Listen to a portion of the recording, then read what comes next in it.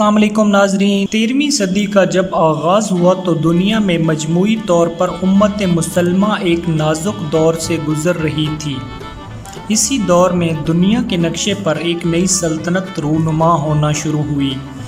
چنگیز خان کی قیادت میں منگولیا سے تعلق رکھنے والی ایک وحشی فوج نے جب اپنی سلطنت کی توسیع کے لیے دوسرے علاقوں پر حملہ کیا تو وہ ایک مشرقی یورپ سے بڑھتے ہوئے وسطی یورپ تک پہنچے تو دوسری طرف سائبیریا، برصغیر چین اور خطہ فارس تک اپنی طاقت کا لوہا منوانے میں کامیاب رہے۔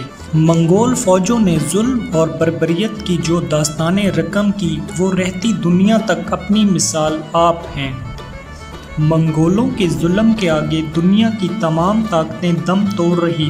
دوسری طرف سلطنت خوارزم نے ایران، شام، خراسان، عراق میں آل سلجوق کے بیشتر مقبوضات کو فتح کر لیا۔ اس وقت ان کی قوت شباب پر تھی۔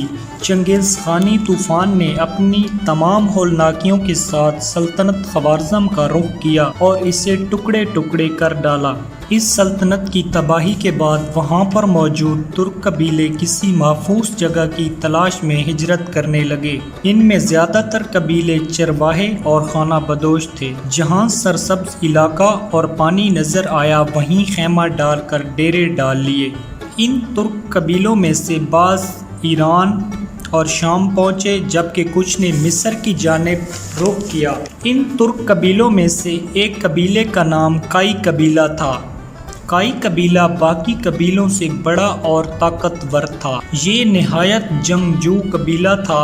اس قبیلے کے سردار سلیمان شاہ تھے۔ کائی قبیلہ سلیمان شاہ کی سربراہی میں اپنی سلطنت خراسان کو چھوڑ کر مختلف ملکوں سے گھومتا ہوا شام کی طرف جا رہا تھا۔ اسی اثناء میں دریائے فرات عبور کرتے ہوئے سردار سلیمان شاہ ڈوب گئے اور وہ جاں بر نہ ہو سکے۔ سلیمان شاہ کے 4 بیٹے تھے: سنگرتکن، کندوگدو، ارطغرل اور دندار۔ سلیمان شاہ کی وفات کے بعد کائی قبیلہ منتشر ہو گیا۔ سنگرتکن اور کندوگدو اپنے اہل خانہ اور ساتھیوں کے ساتھ اہلت چلے گئے۔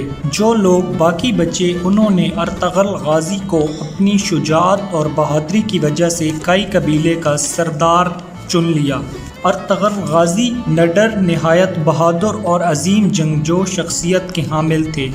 آپ اپنے قبیلے کا دفاع کرنا خوب جانتے تھے، لہٰذا آپ اپنے چھوٹے بھائی دندار اور تقریباً 420 گھرانوں پر مشتمل افراد کے ہمراہ ایشیائے کوچک کی طرف روانہ ہوئے اور سلجوقی سلطنت میں داخل ہو گئے۔ سلجوقی سلطنت کے اس وقت کے حکمران سلطان علاؤ الدین کیقوباد اول تھے، جو اپنے عدل و انصاف کی وجہ سے شہرت رکھتے تھے۔ ارطغرل غازی اپنے قبیلے کے ہمراہ سلطان علاؤ الدین کے زیر سایہ پناہ لینے کے لیے پایا تخت کونیا کی طرف جا رہے تھے کہ راستے میں انقرہ کے قریب ارطغرل غازی کو 2 فوجی مصروف جنگ نظر آئے۔ ارطغرل کسی فریق سے واقف نہ تھے، لیکن یہ دیکھ کر کہ ان میں سے ایک فریق تعداد کے لحاظ سے قوی اور ایک کمزور تھا، اپنے سواروں کے مختصر دستے کے ساتھ جن کی مجموعی تعداد صرف 444 تھی، کمزور فریق کی حمایت کے لیے آگے بڑھے اور اپنے چند سواروں کے دستے کے ساتھ مخالف فوج پر اچانک اور بہت تیز حملہ کر دیا۔ مخالف فوج ڈر گئی کہ ان کو کہیں سے مدد مل گئی ہے اور یہ فوج جیتتے جیتتے ہار مان گئی۔ بعد میں معلوم ہوا کہ ارطغرل غازی نے جس فوج کا ساتھ دیا یہ سلجوقی سلطان علاؤ الدین کی فوج تھی۔ مخالف فوج میں اختلاف پایا جاتا ہے کہ بعض کے نزدیک وہ بازنطینی عیسائی فوجی تھے اور اکثر کے مطابق وہ تاتاری تھے۔ سلطان علاؤ الدین ارطغرل غازی کی بہادری سے بہت خوش ہوئے اور آپ کے قبیلہ کو انقرہ کے قریب علاقہ دیا۔ یہ پہاڑی علاقہ تھا، کائی قبیلہ یہیں آباد ہو گیا اور یہ کہا جاتا ہے کہ سلطان علاؤ الدین نے یہ علاقہ کائی قبیلے کو اس لیے دیا تھا کہ بازنطینیوں کے کسی بھی حملہ کی وجہ سے بچا جا سکے اور سلجوقی سلطنت کی سرحد اس سرحد سے محفوظ ہو جائے۔ سلطان نے کائی قبیلے کو اجازت دی کہ سرحد کے ساتھ والے علاقوں کو فتح کریں اور سلطنت میں شامل کریں۔ ارطغرل غازی نے کچھ ہی عرصہ میں اپنی شجاعت اور بہادری کا سکہ بٹھا دیا۔ کچھ عرصہ بعد ارطغرل غازی کو سلطان کی طرف سے سوغوت شہر بھی دے دیا گیا۔ ان فتوحات کا نتیجہ یہ ہوا کہ باقی ترک قبائل بھی ارطغرل غازی کے ساتھ مل گئے اور انہیں اپنا سردار تسلیم کر لیا۔ اس طرح ارطغرل غازی کی قوت روز بروز بڑھتی گئی اور ان کا اقتدار گرد و پیش کے علاقوں میں قائم ہونے لگا۔ سلطان علاء الدین کے لیے ایک جاگیردار کا اس طرح قوت اور اقتدار حاصل کر لینا تشویش کا باعث ہوتا، لیکن اس شہ کوچک میں دولت سلجوقیہ اندرونی اختلال اور امراء کی بغاوتوں کے سبب زوال کی آخری منزل میں تھی۔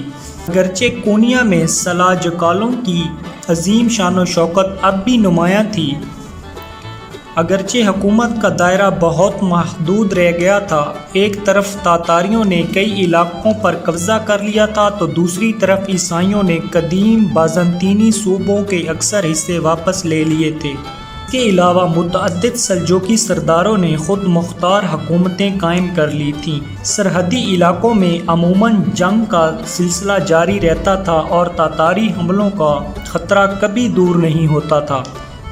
ایسی حالت میں ارطغرل جیسے دلیر سردار اور نائک کی فتوحات سے علاء الدین کو بجائے تشویش کے ایک گمنام اطمینان نصیب ہوا اور اس نے ارطغرل غازی کو مزید انعامات عطا کیے۔ یعنی شہر اور بروسہ کے درمیان جنگ میں ارطغرل غازی نے سلطان علاء الدین کے نائک کی حیثیت سے تاتاریوں اور بازنطینی فوج کو شکست دی تو سلطان علاء الدین نے اس کے صلہ میں اس کے شہر کو بھی ارطغرل غازی کی جاگیر میں دے دیا اور پوری جاگیر کا نام سلطانونی رکھا اور ارطغرل غازی کو اپنے ہراول دستے کا سپہ سالار مقرر کیا۔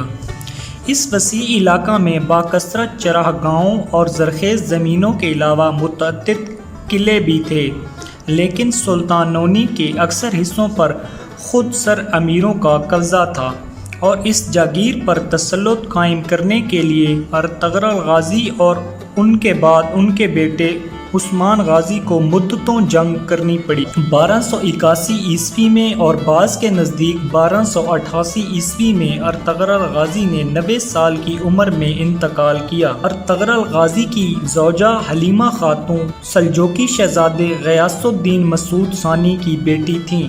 حلیمہ خاتون کے پیٹ سے ارطغرل غازی کے 3 بیٹے تھے، گندوز، ساوجے، عثمان۔ ارطغرل غازی کی وفات کے بعد آپ کے جانشین آپ کے سب سے چھوٹے بیٹے عثمان غازی تھے۔